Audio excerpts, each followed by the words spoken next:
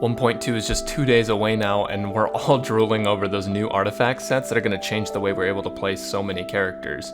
I'm noticing that a lot of people, including content creators, are kind of overlooking free-to-play accessible characters due to the release of, shiny new Albedo and Ganyu. Obviously everyone's hyped for them, but I'm here to tell you now definitively that Kaeya is going to be one of the best free-to-play characters in 1.2. Now when I say free-to-play characters, I mean specifically the characters that you got for free, and none of the ones from the gacha, because I do feel like that technically betrays free-to-play, even though a lot of free-to-play players will go ahead and use the gacha, which is totally fine. I just mean that we're not talking about characters that come from rolling. But anyways, there's a lot of characters that are good right now, like Xingqiu, Tartaglia, Barbara, and Xiangyun, and they're all going to be getting a lot better once the new 1.2 sets come out. But one character that a lot of people aren't talking about is Kaeya, and I think that's specifically because he's a member of the free-to-play cast.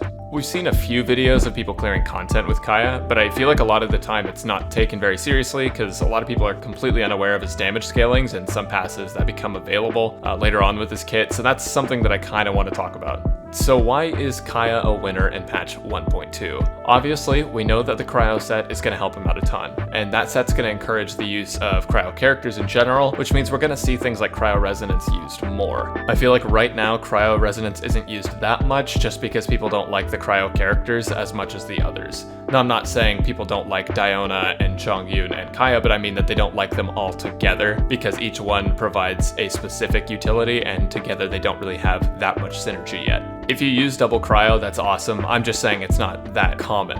But the passive for double cryo is actually really good. It gives you 15% more crit rate against enemies that are frozen or affected by cryo. So if you're running someone like Xiangyun alongside someone like Kaeya or Diona, you're looking at a ton of cryo uptime already, which means you get that crit rate a lot of the time. With the cryo set though, we can anticipate 2 cryo units being used in a team more commonly just due to how powerful that set is. The set gives 15% cryo damage bonus, which is nothing to scoff at, but the 4-piece gives crit rate when enemies are affected by cryo. And the crit rate is a lot. It's 20%, which is actually kind of nuts, and if the enemy is frozen, you get 20% more crit rate on top of the initial 20% from the set.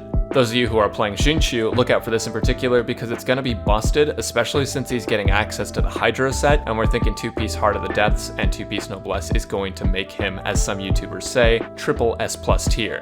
But anyways, without the cryo resonance, you can get up to a 40% crit rate, and with the cryo resonance, you'll be getting a base 55% crit rate when the enemy is affected by cryo, which is not hard to do at all if you're running multiple cryo characters. That's not accounting for Kaeya's Constellation 1, which gives 15% more crit rate to Kaeya against enemies debuffed by cryo.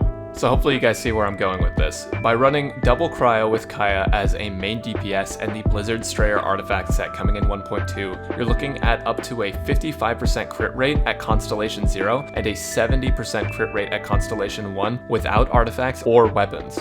That crit rate's already insane, but when you top that off with substats and a crit damage headpiece, you're looking at a ton of damage.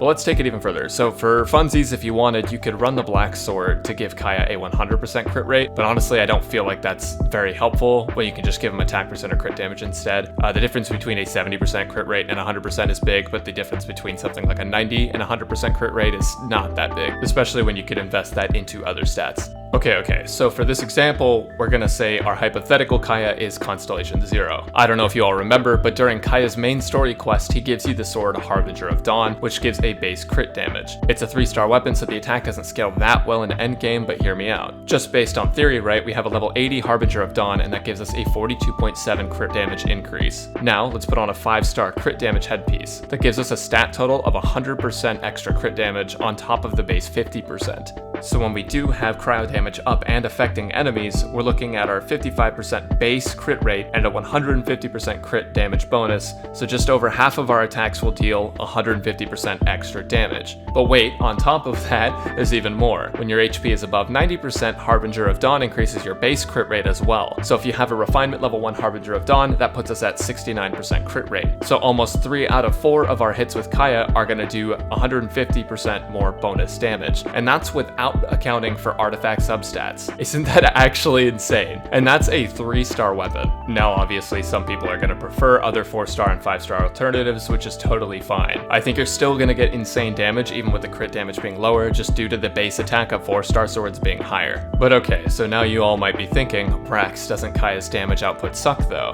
Can't he be outdone by all of the other one-handed sword users? And no, his damage doesn't suck. In fact, it can compete with other 5-stars like Keqing and Jean. Kaeya's basic attack actually does more damage than Keqing at talent level 6, and at the 3rd, 4th, and 5th hit of Kaeya's combo, you do more damage than Jean's. And that's not to mention his passive that reduces the cost of sprinting by 20%, which means that dodging with him is easy and doesn't consume as much stamina, which literally lets you spam charged attack an extra 1 time out of 5. I'm telling you guys this now, Kaeya is going to be a destructive force when 1.2 comes out, especially if you have Chongyun or Diona in your team. So free-to-play players, you guys are going to have a blast with Kaeya. Well, probably not in the actual Dragonspine area, since a lot of them will be immune to cryo, but outside of that, one of the first few characters you get in this game is going to be a powerhouse. And for that same reason, Chongyun will also be super strong, and he'll probably even be playable as a stronger DPS unit once the patch drops, which is super exciting because a lot of people are only running him as a support. But anyways, that's all I have for today. I'm working on some concepts and videos for Dragonspine. I'm super excited to share those with you guys. Oh hey, and only about 8% of you guys are subscribed, so if you want to see more Genshin content, make sure to hit that subscribe button below the video. It really helps me out. Let me know down in the comments if you use Cryo Resonance or if you plan on using it once 1.2 comes out. Thanks for watching everyone, and I'll see you guys next time.